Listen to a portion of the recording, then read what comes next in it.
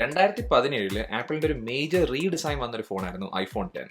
അതായത് അവർക്ക് അതുവരെ ഉള്ളായിരുന്ന ഒരു ഐഫോൺ ഡിസൈനിൽ നിന്ന് വ്യത്യാസമായിട്ട് ഇറക്കിയ ഒരു ഫോൺ. അപ്പോൾ അതുവരെ ഉള്ള ഒരു ഐഫോൺ ഡിസൈൻ നിങ്ങൾക്ക് അറിയാവുന്നതാണ്. ഹോം ബട്ടൺ ഉണ്ടായിരുന്നു, അതിനൊക്കെ തന്നെ വലിയ ബെസൽസ് ഉണ്ടായിരുന്നു. അപ്പോൾ അതൊക്കെ മാറ്റിയിട്ട് ബെസൽ കുറച്ച് നോച്ച് കൊണ്ടുവന്നിട്ട് ഫേസ് ഐഡി കൊണ്ടുവന്നിട്ട് അതിനൊക്കെ തന്നെ ആദ്യത്തെ OLED ഡിസ്പ്ലേ ഉപയോഗിച്ച ഒരു ഐഫോൺ ആയിരുന്നു ഐഫോൺ 10 എന്ന് പറയുന്നത്. അപ്പോൾ അതുകൊണ്ട് തന്നെ അത് ഭയങ്കര ഹിറ്റായ ഒരു ഫോണായിരുന്നു. പിന്നെ അത് മാത്രമല്ല വളരെ പ്രീമിയം ക്വാളിറ്റി ആയിരുന്നു ഈ ഫോണിന്റെ ബിൽഡ് ക്വാളിറ്റി എന്ന് പറയുന്നത്. അപ്പോൾ ഇങ്ങനത്തെയൊക്കെ രീതിയിലായിരുന്നു ഫോൺ ഇറങ്ങിയത്. അതും ആ ഫോൺ ഇറങ്ങിയ സമയത്ത് അതിന്റെ പ്രൈസിങ് ഭയങ്കര കൂടുതലായിരുന്നു. പക്ഷെ ഇപ്പോൾ 2022 ആയപ്പോഴത്തേക്കും ഇതിന്റെ ഒരു സെക്കൻഡ് ഹാൻഡ് യൂണിറ്റ് നമുക്ക് അത്യാവശ്യം നല്ലൊരു പ്രൈസിങ്ങിന് കിട്ടുന്നുണ്ട്. അതും ഈ സെക്കൻഡ് ഹാൻഡ് യൂണിറ്റിന്റെ പ്രൈസിംഗ് എന്ന് പറയുന്നത് നമുക്ക് മാറിക്കൊണ്ടിരിക്കും. അതായത് ഓരോ സ്ഥലത്ത് ഓരോ രീതിയായിരിക്കും. അതങ്ങനെ സ്റ്റോറേജ് അനുസരിച്ച് മാറുന്നുണ്ട്, പിന്നെ ഫോണിന്റെ ക്വാളിറ്റി അനുസരിച്ച് മാറുന്നുണ്ട്. പക്ഷേ നമുക്ക് ഒരു ജനറലായിട്ട് പറയുവാണെങ്കിൽ ഒരു 25,000 റേഞ്ചിലൊക്കെ ഇതിന്റെ നല്ലൊരു സെക്കൻഡ് ഹാൻഡ് യൂണിറ്റ് കിട്ടണം. അതായത് ഐഫോൺ 10 നല്ലൊരു സെക്കൻഡ് ഹാൻഡ് യൂണിറ്റിന് ഒരു 25,000 റേഞ്ചൊക്കെയാണ് വരേണ്ടത്. അതും ഈ ഒരു പ്രൈസ് എടുക്കാൻ നേരത്ത് ഇതിനകത്ത് നമുക്കൊരു മിഡ് റേഞ്ച്, അതായത് ഒരു പ്രീമിയം മിഡ് റേഞ്ച് ഉള്ള കുറേ ഫോൺസ് വരുന്നുണ്ട്. അത് മാത്രമല്ല ഇപ്പോൾ പിക്സലിന്റെ 4 എന്നൊക്കെ പറയുന്നത് ഈ ഒരു പ്രൈസിന് നല്ല അട്രാക്റ്റീവ് ഒരു ഓപ്ഷൻ തന്നെയാണ്.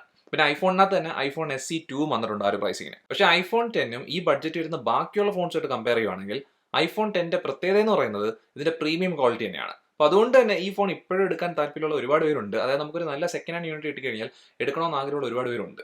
അപ്പോൾ അവർക്ക് വേണ്ടിയാണ് ഈ വീഡിയോ എന്ന് പറയുന്നത്. അതും ഇതിനകത്ത് ആദ്യം ശ്രദ്ധിക്കേണ്ടതെന്ന് പറയുന്നത് ഈ ഫോൺ ഇത്രയും പഴക്കമുള്ള ഒരു ഫോണാണ്. അതായത് ഇപ്പോൾ ഇറങ്ങിയിട്ട് ഏതാണ്ട് ഒരു 4.5 വർഷത്തിന് മുകളിലായതുകൊണ്ട് തന്നെ ഇതിന് പോരായ്മകളുണ്ട്. അല്ല, ആദ്യം തന്നെ നിങ്ങൾ മനസ്സിലാക്കേണ്ട പോരായ്മ എന്ന് പറയുന്നത് ബാറ്ററി പരമായിട്ടുള്ള പ്രശ്നങ്ങളാണ്. അത് നിങ്ങൾക്ക് അറിയാവുന്നതായിരിക്കും, എല്ലാ പഴയ ഫോൺസിനും വരുന്ന ഒരു പ്രശ്നമാണ്. അതും ഇവിടെ ഐഫോൺ 10 ബാറ്ററി കപ്പാസിറ്റി എന്ന് പറയുന്നത് 2716 mAh ആണ്. അപ്പോൾ ഭയങ്കര വലിയൊരു ബാറ്ററി ഒന്നുമല്ല. അപ്പോൾ അതുകൊണ്ട് നമുക്ക് കിട്ടുന്ന ബാറ്ററി ബാക്കപ്പ്, ഇപ്പോൾ ബാറ്ററി ഹെൽത്ത് 100% ഉണ്ടെങ്കിലും ബാറ്ററി ബാക്കപ്പ് എന്ന് പറയുന്നത് ഒരു 4.5 ഒരു 5 മണിക്കൂർ റേഞ്ചിലൊക്കെയാണ് സ്ക്രീൻ ഓൺ ടൈം വരേണ്ടത്, അത്യാവശ്യം ഹെവി യൂസ് ആണെങ്കിൽ. അത് നമുക്ക് വാങ്ങിക്കാൻ പോണ യൂണിറ്റിന് 100% ബാറ്ററി ഹെൽത്ത് കാണണമെന്നില്ല. അപ്പോൾ ബാറ്ററി മാറ്റാൻ പറ്റും, പക്ഷെ നമ്മൾ ബാറ്ററി മാറ്റുന്നില്ല. ഒരു 85%ലൊക്കെ ബാറ്ററി ഹെൽത്ത് ഉള്ളെങ്കിൽ നമുക്ക് കിട്ടാൻ പോണ സ്ക്രീൻ ഓൺ ടൈം ഒരു 3 മണിക്കൂർ അല്ലെങ്കിൽ 3.5 മണിക്കൂർ റേഞ്ചിലായിരിക്കും. പക്ഷേ ഞാൻ പറഞ്ഞ പോലെ നമുക്ക് വേണമെങ്കിൽ ബാറ്ററി മാറ്റാം. അതായത് പുതിയൊരു ബാറ്ററി ഇടുവാണെങ്കിൽ ബെറ്റർ ആയിട്ടുള്ള ബാറ്ററി ബാക്കപ്പ് ആയിരിക്കും. അതായത് ഐഫോൺ SE 2 കാട്ടിയും കുറച്ചും കൂടെ ബെറ്റർ ആയിട്ടുള്ള ബാറ്ററി ബാക്കപ്പ് ഈ ഐഫോൺ 10 എന്തായാലും കിട്ടും.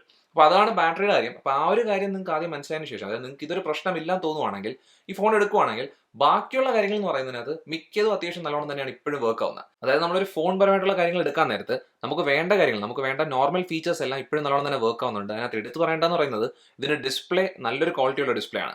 5.8 ഇഞ്ചാണ് ഇതിന്റെ ഡിസ്പ്ലേ സൈസ്. അപ്പോൾ ഒരുപാട് വലുതൊന്നുമല്ല, പക്ഷേ എന്നാലും നമുക്ക് അത്യാവശ്യം വലിയൊരു ഡിസ്പ്ലേ തന്നെ വരുന്നുണ്ട്. അപ്പോൾ നമുക്ക് വീഡിയോ കാണുമ്പോഴോ അല്ലെങ്കിൽ ഗെയിം കളിക്കുമ്പോഴൊക്കെ നല്ലൊരു എക്സ്പീരിയൻസ് ഇതിൽ കിട്ടുന്നുണ്ട്. പിന്നെ അത് മാത്രമല്ല, ഞാൻ ആദ്യം പറഞ്ഞ പോലെ ഈ ഡിസ്പ്ലേ ഒരു OLED ഡിസ്പ്ലേ ആണ്. അതായത് HDR10 ഡോൾബി വിഷൻ സപ്പോർട്ട് ഒക്കെ ഉള്ള ഒരു ഡിസ്പ്ലേ ആണ്. പിന്നെ റെസൊല്യൂഷൻ നോക്കുവാണെങ്കിൽ തന്നെ 2436 by 1125 ആണ്.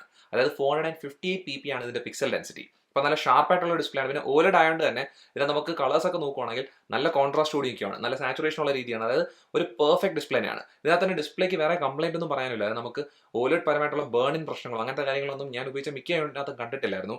അപ്പോൾ അങ്ങനത്തെ ഒരു അഡ്വാൻറ്റേജ് ഉണ്ട്. പിന്നെ നമുക്ക് ഇതിന് 3D ടച്ച് ഫീച്ചറും അതേക്ക് തന്നെ ട്രൂ ടോൺ സപ്പോർട്ടും അങ്ങനത്തെ കാര്യങ്ങളൊക്കെ ഈ ഡിസ്പ്ലേ കിട്ടുന്നുണ്ട്. അതായത് ഡിസ്പ്ലേ പരമായിട്ട് ഇതൊരു പെർഫെക്റ്റ് ഡിസ്പ്ലേ ആണ് ഇപ്പോഴും. അതായത് നമുക്ക് ഇപ്പോൾ ഈ ബഡ്ജറ്റ് വരുന്ന ഏത് ഫോണായിട്ട് കമ്പയർ ചെയ്താലും ഇതിന്റെ ഡിസ്പ്ലേക്കകത്ത് ഒരു കുറ്റവും പറയാനില്ല. അത് മാത്രമല്ല മികച്ചൊരു ഡിസ്പ്ലേ ആയിട്ട് തന്നെ പറയാൻ വേണം. പിന്നെ ഇതിന്റെ കൂടെ തന്നെ വേറെ കാര്യം ശ്രദ്ധിക്കേണ്ടതെന്ന് വെച്ച് കഴിഞ്ഞാൽ ഈ ഫോണിന്റെ ഫോം ഫാക്ടർ ഏറ്റവും ബെസ്റ്റ് ആണ്. കർവ്ഡ് ആയിട്ടുള്ള സ്റ്റെയിൻലെസ് സ്റ്റീൽ ഫ്രെയിമിനൊപ്പം ഫ്രണ്ടിലും ബാക്കിലും ഗ്ലാസ് ആണ് വന്നേക്കുന്നത്. പിന്നെ അത് മാത്രമല്ല ഈ ഫോണിന്റെ ഫോം ഫാക്ടർ ഒരുപാട് വലുതൊന്നുമല്ല, കയ്യിൽ നല്ലോണം നിൽക്കുന്ന രീതിയാണ്. അതായത് നമുക്ക് ഐഫോൺ 12 mini 13 mini ആയിട്ട് കമ്പയർ ചെയ്യുകയാണെങ്കിൽ അതിനെക്കാട്ടിയും വലുതാണ്. പക്ഷേ എനിക്ക് ആ ഫോൺസിനെ കാട്ടിയും കുറച്ചും കൂടെ ബെറ്റർ ആയിട്ടുള്ള ഇൻഹാൻഡ് ഫീൽ തോന്നിയത് ഈ ഐഫോൺ 10 അത് ഈ ഫ്രെയിം കർവ്ഡ് ആയിട്ട് വന്നേക്കുന്നതുകൊണ്ടാകണം. അതായത് അങ്ങനത്തെ ഒരു കാര്യം ഉള്ളതുകൊണ്ടാകാം അങ്ങനത്തെ ഒരു ബെറ്റർ ഫീൽ തോന്നുന്നത്. പിന്നെ അത് മാത്രമല്ല ഇതിന്റെ വെയിറ്റ് എടുത്താൽ തന്നെ ഒരുപാട് വെയിറ്റ് കൂടിയ ഫോണൊന്നുമല്ല, 174 grams ആണ്. പിന്നെ ഞാൻ പറഞ്ഞ കണക്ക് ഈ പ്രീമിയം ക്വാളിറ്റി ഉള്ളതെന്ന് പറയുന്നത് ഏറ്റവും വലിയൊരു അഡ്വാൻറ്റേജ് ആണ്. പിന്നെ അതിൻ്റെ കൂടെ തന്നെ നമുക്ക് IP67 റേറ്റിംഗ് വരുന്നുണ്ട്. അതായത് നമുക്ക് വാട്ടർ റെസിസ്റ്റൻസ് കിട്ടുന്നുണ്ട്. അത് ഈ ഒരു IP റേറ്റിംഗ് വലിയൊരു അഡ്വാൻറ്റേജ് ആണ് ഈ ബഡ്ജറ്റിനകത്ത്. അതാണ് അങ്ങനെ വേറെ കാര്യം ശ്രദ്ധിക്കേണ്ടതെന്ന് വെച്ച് കഴിഞ്ഞാൽ ഇതിന്റെ ബാക്കിലത്തെ ഡിസൈനോ അല്ലെങ്കിൽ ഫ്രണ്ടിലത്തെ ഡിസൈൻ നോക്കുവാണെങ്കിൽ തന്നെ ഒരു ഔട്ട്ഡേറ്റഡ് ആയിട്ടുള്ള ഒരു ഡിസൈൻ അല്ല.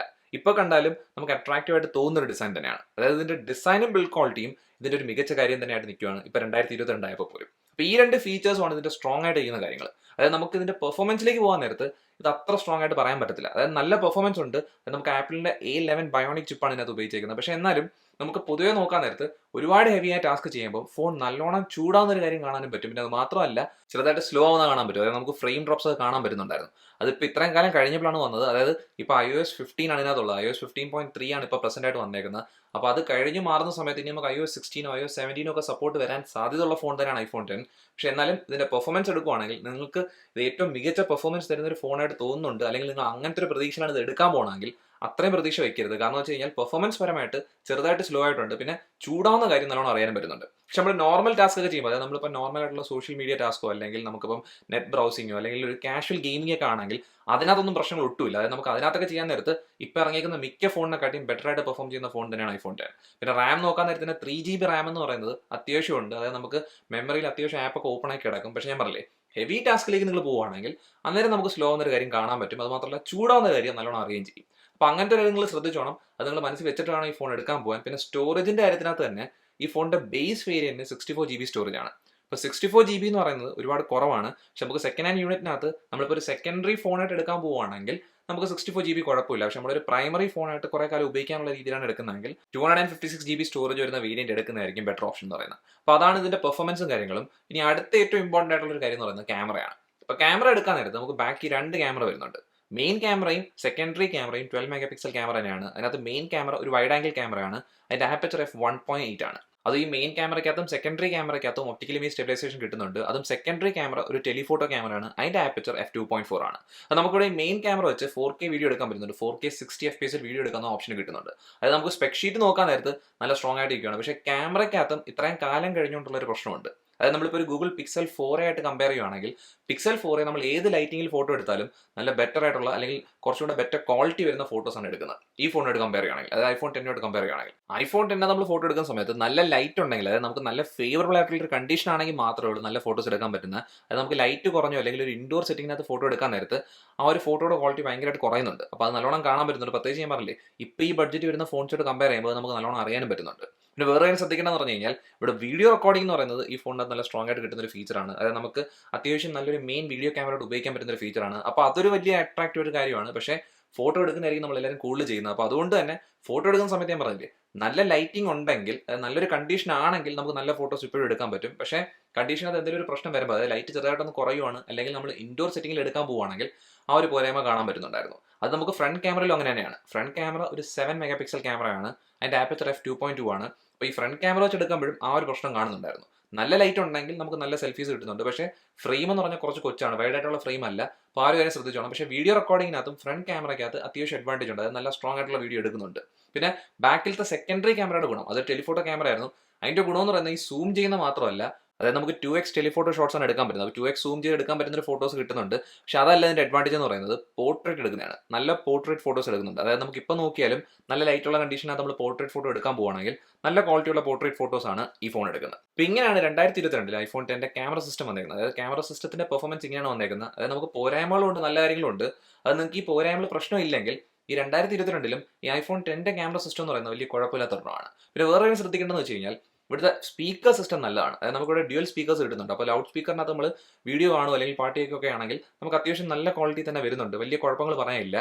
പിന്നെ എടുത്ത് കാണിക്കേണ്ടതെന്ന് പറഞ്ഞു കഴിഞ്ഞാൽ ഇവിടുത്തെ ഇയർ പീസ് നല്ലതാണ്. നമ്മൾ കോൾ ചെയ്യുന്ന സമയത്ത് നമുക്ക് കോൾ ഡ്രോപ്പ് ഒന്നും വരുന്നില്ല. അതായത് നെറ്റ്വർക്ക് പരമായിട്ടുള്ള പ്രശ്നങ്ങൾ വന്നതും ഇല്ലായിരുന്നു. അത് മാത്രമല്ല കോൾ ക്വാളിറ്റി നല്ല തന്നെയായിരുന്നു. മൈക്കും കൊള്ളാം. അതായത് നമുക്ക് അപ്പുറത്തിരിക്കുന്ന ആൾക്കാർക്ക് കേൾക്കുന്നതിനകത്ത് ബുദ്ധിമുട്ടൊന്നും ഇല്ലായിരുന്നു. പിന്നെ ബ്ലൂടൂത്ത് വേർഷൻ നോക്കുകയാണെങ്കിൽ ബ്ലൂടൂത്ത് 5 ആണ് ഈ ഫോണിൽ വന്നേക്കുന്നത്. അപ്പോൾ കുഴപ്പമില്ല. അതങ്ങനെ വൈഫൈ വേർഷൻ എടുക്കുകയാണെങ്കിൽ ഡ്യുവൽ ബാൻഡ് വൈഫൈ കിട്ടുന്നുണ്ട്. അപ്പോൾ വൈഫൈക്കകത്തും സ്പീഡൊന്നും വലിയ കുഴപ്പമില്ലായിരുന്നു. പക്ഷേ നെറ്റ്വർക്കിനകത്തൊരു കാര്യം ശ്രദ്ധിക്കണം, LTE സപ്പോർട്ട് ഉണ്ടെങ്കിലും നമുക്ക് ഒരുപാട് ബാൻഡ് സപ്പോർട്ട് ഇല്ലാത്തതുകൊണ്ട് തന്നെ നെറ്റ്വർക്ക് കുറച്ച് സ്ലോ ആയിട്ട് വരും. അത് നമ്മൾ LTE ഉപയോഗിക്കാൻ നേരത്ത്. പിന്നെ 5G സപ്പോർട്ടിനെ പറ്റിയും ചിന്തിക്കേണ്ട അങ്ങനത്തെ ഒരു കാര്യമൊന്നും ഈ ഫോണിനകത്തില്ല. പിന്നെ അതൊക്കെ ഇവിടുത്തെ ഫേസ് അൺലോക്ക് സിസ്റ്റം, അതായത് ഫേസ് ID സിസ്റ്റം നല്ലതാണ്. അതായത് നമുക്ക് അൺലോക്ക് ചെയ്യുന്ന സമയത്ത് കൺവീനിയന്റ് ആയിട്ടുള്ള ഒരു ഫീച്ചറാണ്. പക്ഷേ മാസ്ക് ഉപയോഗിക്കുകയാണെങ്കിൽ ആ ഒരു കൺവീനിയൻസ് കിട്ടത്തില്ല. പിന്നെ ഇവിടുത്തെ ചാർജിങ്ങിനകത്ത് നമുക്ക് ലൈറ്റ്നിങ് പോർട്ടാണുള്ളത്. അത് ചാർജിങ്ങിനകത്ത് ഫാസ്റ്റ് ചാർജിങ് സപ്പോർട്ട് വരുന്നുണ്ട്. പിന്നെ അതിൻ്റെ കൂടെ തന്നെ നമുക്കിവിടെ വയർലെസ് ചാർജിങ് സപ്പോർട്ടും കിട്ടുന്നുണ്ട്. അപ്പോൾ ഫാസ്റ്റ് ചാർജിങ്ങിൻ്റെ കാര്യം പറയാൻ നേരത്ത് ഫോണിൻ്റെ കൂടെ ചാർജർ വരും. അതൊരു 5 വാട്ട് ചാർജറാണ്. അപ്പോൾ ആ ചാർജർ കിട്ടിക്കഴിഞ്ഞാൽ കുഴപ്പമൊന്നുമില്ല.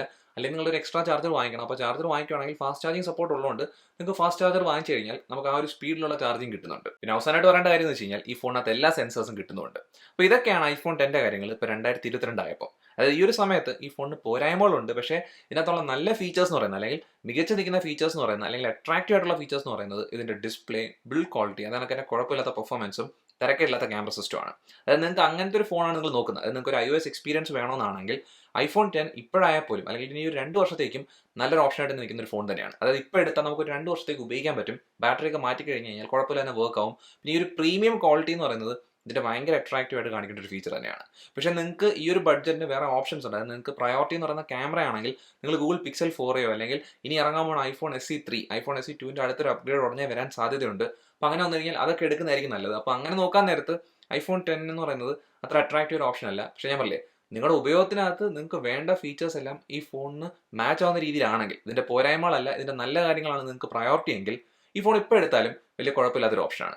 അത്ര വലിയ വീഡിയോ എന്ന് പറയുന്നത്. ഈ വീഡിയോ നിങ്ങൾക്ക് ഇഷ്ടപ്പെട്ടെങ്കിൽ ഈ വീഡിയോ ഉറപ്പായിട്ട് ലൈക്ക് ചെയ്യുക, അതുകൂടാതെ ചാനൽ സബ്സ്ക്രൈബ് ചെയ്യുക, ഈ ചാനൽ പ്രൊമോട്ടും ചെയ്യുക. നമുക്ക് എത്രയും പെട്ടെന്ന് അടുത്ത വീഡിയോയിൽ കാണാം. അതുവരെ ബൈ.